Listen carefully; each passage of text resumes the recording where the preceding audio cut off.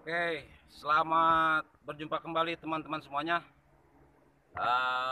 Di hari yang cerah ini, saya akan memberikan keterangan lanjutan tentang apa yang sudah saya terangkan di video yang kedua, dan ini merupakan video saya yang ketiga.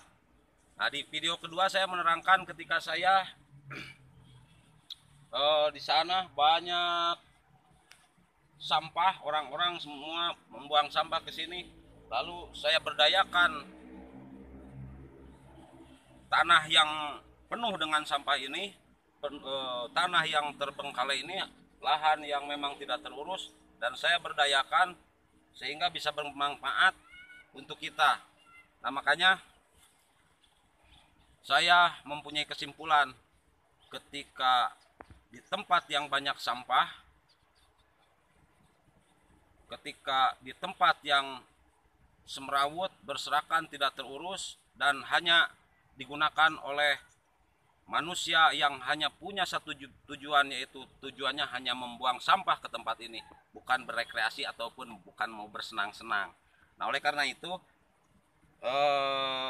saya menyimpulkan juga ketika di tempat yang banyak sampahnya, maka akan subur tanah dikarenakan banyak organisme mikroba yang menguraikan dari bahan-bahan yang ada di sini, dari sampah-sampah yang ada, sehingga dapat terurai dan menimbulkan tanah subur. Nah, saya pada video yang kedua, saya berjanji akan memperlihatkan tanaman tomat saya yang dipungut dari tempat sampah, dan ini janji saya akan buktikan. Sini coy. Nah, ini tanaman-tanaman tomat saya. Ini tanaman tomat yang saya tanam, tapi bibitnya saya peroleh, saya pungut dari sampah-sampah yang berserakan di sana. Ketika masyarakat membuang sampah ke sini, mungkin di dalamnya ada tomat atau ada biji tomat, sehingga terurai dan jadi. Oleh karena itu saya pungut, saya pindahkan ke sini. Makanya di sini ada yang sudah gede, ada yang masih kecil-kecil, di atas sana ada yang masih kecil-kecil. Dikarenakan saya menanamnya tidak bersamaan.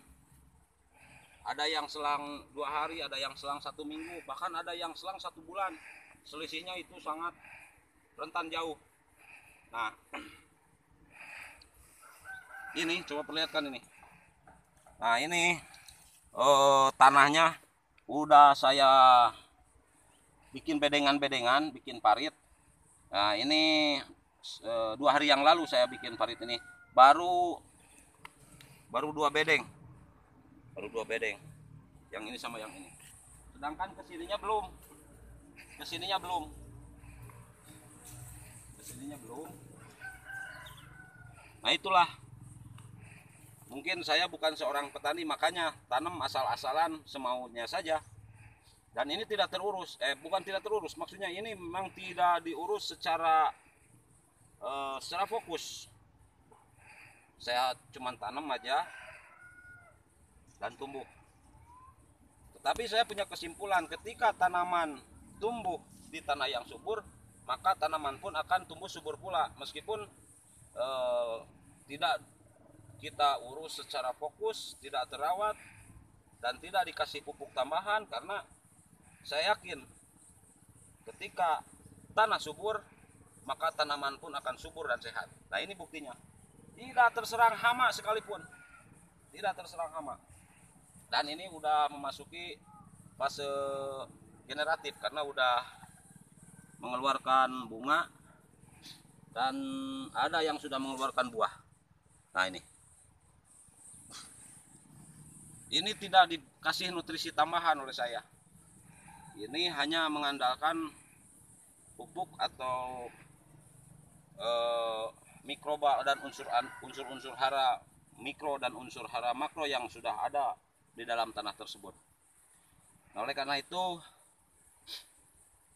dari filosofi